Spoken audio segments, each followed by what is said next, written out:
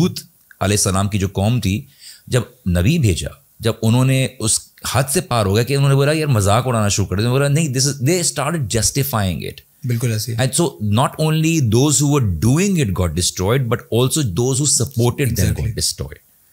एक वजी भाई एक बड़ा ज़बरदस्त पॉइंट है जो बहुत सारे उलमा जो हैं, और आप भी ये भूल गए, हज़रत लूत का जब हम जिक्र करते हैं तो हम सिर्फ यही बताते हैं कि हज़रत लूत अलैहिस्सलाम ने उनको मना किया और उनकी वाइफ जो थी वो भी करप्ट लोगों का पार्ट थी, तो उनको अल्लाह, हम यही तो सबको बताते हैं. आपको पता है कुरान में जहाँ हज़रत लूत का जिक्र है, वहाँ जब वो लोगों के पास तबलीग करने के लिए गए, लोगों ने उन्हें क्या कहा, और ये वाली बात जो ये बोलते हैं ना कौम लूत स्टिग्मा बना दिया है, अब सुन ले उसका जवाब अल्लाह सुब्हानहू व तआला ने क्या कहा.